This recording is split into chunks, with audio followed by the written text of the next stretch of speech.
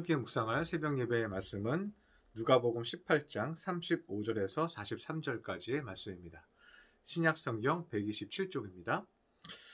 여리고에 가까이 가셨을 때 한 맹인이 길가에 앉아 구걸하다가 무리가 지나감을 듣고 이 무슨 일이냐고 물은데 그들이 나사렛 예수께서 지나가신다 하니 맹인이 외쳐 이르되 다윗의 자손 예수여 나를 불쌍히 여기소서 하거늘 앞서가는 자들이 그를 꾸짖어 잠잠하라 하되 그가 더욱 크게 소리를 질러 다윗의 자손이여 나를 불쌍히 여기소서 하는지라. 예수께서 머물러 서서 명하여 데려오라 하셨더니 그가 가까이 오매 물어 이르시되 내가 무엇을 하여 주기를 원하느냐 이르되 주여 보기를 원하나이다. 예수께서 그에게 이르시되 보라 내 믿음이 너를 구원하였느니라 하시매 곧 보게 되어 하나님께 영광을 돌리며 예수를 따르니 백성이 다 이를 보고 하나님을 찬양하니라. 아멘. 우리 한번 묵상한 적이 있습니다. 그런데 제가 어제 주일 말씀을 통해서 기도에 대해서 묵상을 했기 때문에 한 주간 기도에 대한 말씀을 우리가 묵상을 하기를 원합니다. 그래서 신년 초에 우리가 모여서 기도하고 있지 못하지만 여러분 각자의 자리에서 어떻게 기도해야 할지 배우고 또 간절히 기도하는 시간들을 가졌으면 좋겠습니다. 오늘 본문은 맹인의 절박한 간구를 통해서 우리가 기도를 배울 수 있는 장면입니다. 오늘 본문에 나오는 맹인은 사회적으로 보면 주변 사람들에게 눈살을 찌푸리게 하는 그런 행동을 하게 됩니다. 어떻게 보면 술을 마신 사람처럼 소리를 지르고 괴성을 지릅니다. 이 맹인은 거린이었습니다. 그런데 주변에 사람들이 많이 모이고 있는 것이 느껴졌습니다. 그리고 사람들한테 묻습니다. 이 모이는 소리가 무엇이냐? 주변 사람들은 얘기해 줍니다. 예수님이 오셨다. 그럴 때 이 맹인은 38절에 보면 외치면서 구합니다. 다윗의 자손 예수여 나를 불쌍히 여기소서 하면서 막무가내로 소리를 지르기 시작합니다. 39절에 보면 사람들은 잠잠하라고 꾸짖습니다. 그런데도 불구하고 이 맹인은 더욱 크게 소리를 질러서 다윗의 자손 예수여 나를 불쌍히 여기소서 하면서 큰 소리로 부르짖게 됩니다. 그래서 우리가 이 장면을 보면서 깨닫는 것은 무엇입니까? 우리가 때로는 하나님 앞에 이렇게 간절하게 주변 사람들 개의치 않고 나의 이 절박함을요 간절하게 주님만 바라보면서 간구해야 할 때가 있다는 거예요. 누가 나를 어떻게 평가하든 내가 정말 절박하다는 것을 주님 앞에 알릴 필요가 있다는 거죠. 제발 좀 나 좀 도와주세요. 주님 나 좀 도와주세요.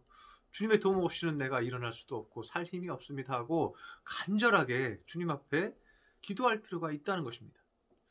사람이 간절하면 창피하지도 않고 비난도 두렵지 않습니다. 이 맹인은 체면 때문에 자기에게 온 유일한 기회를 놓치고 싶지 않았습니다. 대한민국에 기독교가 빨리 들어온 이유가 무엇입니까? 6.25 이후 대한민국은 초토화가 됐습니다. 모든 나무들이 불이 탔습니다. 수많은 건물들이 다 무너져 버렸습니다. 국민들은 옷을 구할 곳도 없었고 벌거벗었습니다. 체면도 부끄러움도 없었습니다. 아이들은 미군 트럭을 쫓아다니면서 초콜릿을 얻고 먹을 양식을 얻었습니다. 대한민국은 그 위기에서요. 그 모든 부끄러움과 그 모든 속살을 다 그대로 드러낸 거예요. 그들은 교회에 모여서 울부짖습니다. 산에 모여서 울부짖습니다. 그리고 그 가난한 교회마다 성령이 임합니다. 하나님의 역사가 일어납니다. 그들의 회개가 일어납니다. 그러면서 그들은 힘을 내기 시작했습니다. 용기를 내기 시작했습니다. 그리고 자기 마을을 일으켜 세우기 시작했습니다. 하나님은 기도하는 우리 국민에게 말할 수 없는 은혜와 새 힘을 베풀어 주셨습니다. 이렇게 된 이유가 뭐예요? 하나님 앞에 우리의 가난과 우리의 피폐함을 그대로 오픈했기 때문에 그래요. 그리고 간절히 주님 앞에 부르짖었기 때문에 그래요. 그럴 때 하나님은 이 대한민국을 살린 것입니다. 반대로 일본 같은 경우는 어떻습니까? 일본은요. 원자폭탄이 떨어진 이후에도요. 하나님 앞에 기도하지 않았어요. 끝까지 천안숭배를 했습니다. 더 큰 이유는 자신의 체면 때문에 자신의 속살을 드러내지 않았습니다. 벌거벗은 자신들의 모습과 부끄러운 모습들을 그대로 솔직하게 하나님 앞에 고백하지 않았습니다. 오늘 맹인은 그럽니다. 나를 불쌍히 여기소서, 나를 불쌍히 여기소서. 내가 불쌍한 줄 알아야 한다는 거예요. 불쌍함을 인정하는 것이 은혜를 받는 비결입니다. 40절에서 예수님은 맹인을 데리고 오라고 합니다. 그런데 예수님은 맹인의 눈을 바로 고쳐주지 않습니다. 예수님은 묻습니다. 내가 무엇을 해주기 원하느냐고 묻습니다. 네가 나를 불쌍히 여겨달라고 얘기했는데 네가 뭐가 불쌍한지 네가 말 좀 해봐라. 그 불쌍한 것이 무엇인지 말해줘봐라. 내가 그것을 도와주겠다. 이렇게 말씀하시는 거예요. 이렇게 물으니까 맹인이 41절에 이렇게 얘기합니다. 주여 보기를 원하나이다. 이 말은 무슨 말이에요? 내가 불쌍한 것은 보지 못하는 겁니다. 내 안에 한이 맺히고 너무 힘들었던 이 불쌍했던 내 인생은 앞을 보지 못하는 것 때문이었습니다. 이것 때문에 일자리를 얻을 수 없었고 이것 때문에 이렇게 거지가 되었습니다.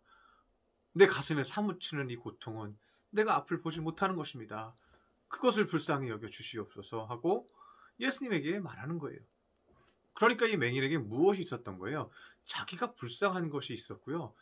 예수님이 그 불쌍한 것을 구원해 주실 분이라고 믿었던 거예요. 그러니까 예수님이 이렇게 말씀하시죠. 42절에 보라 내 믿음이 너를 구원하였느니라 고 말합니다. 그리고 곧 보게 됩니다. 그리고 하나님께 영광을 돌리게 됩니다.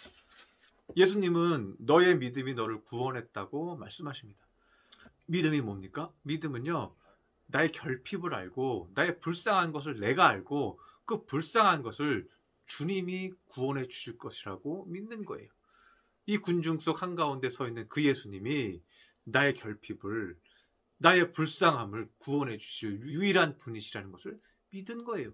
이것이 믿음이에요. 반대로 말하면 나의 힘으로 모두 해낼 수 있고 극복할 수 있다고 믿는 사람은 믿음이 없는 사람입니다.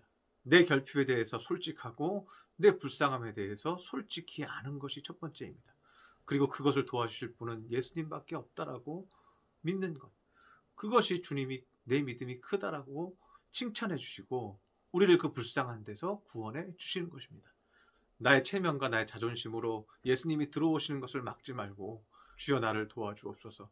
주님만이 나를 도와주실 수 있습니다 하고 믿는 그러한 큰 믿음을 가진 믿음의 성도들이 되시기를 축원합니다.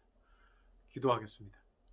할렐루야. 사랑과 은총이 충만하신 하나님 아버지, 맹인은 예수님이 지나간다는 말을 듣고 소리를 질러 예수님을 찾았습니다. 다윗의 자손 예수여 나를 불쌍히 여기소서. 다윗의 자손 예수여 나를 불쌍히 여기소서. 더 큰 소리로 주님을 찾았습니다. 내 스스로 그것을 알기 원합니다. 주님만이 구원해 주셔야 합니다 하는 우리의 공핍함이 있습니다. 솔직히 그것을 주님 앞에 내어놓게 하여 주옵시고 간절히 기도하여서 주님의 은혜를 통해서 구원을 받는 주님의 손길을 통해서 다시 일어서는 믿음의 성도들 삼아 주시옵소서. 2021년 한 해 주님께서 더욱더 기도하는 마음으로 우리 성도들의 마음을 붙들어 주시옵소서. 귀한 말씀 주시니 감사드리며 예수님의 이름으로 기도드렸습니다. 아멘.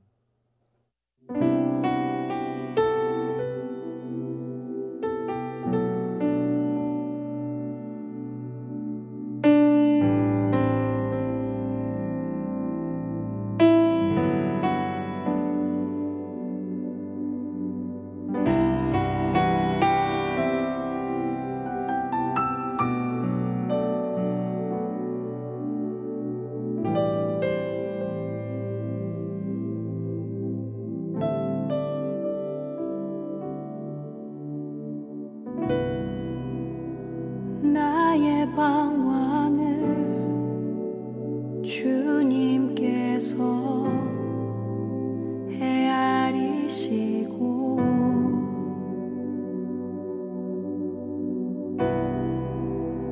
나의 눈물을 주의 병에 담으소서. 나는 비천하고 수치와 조롱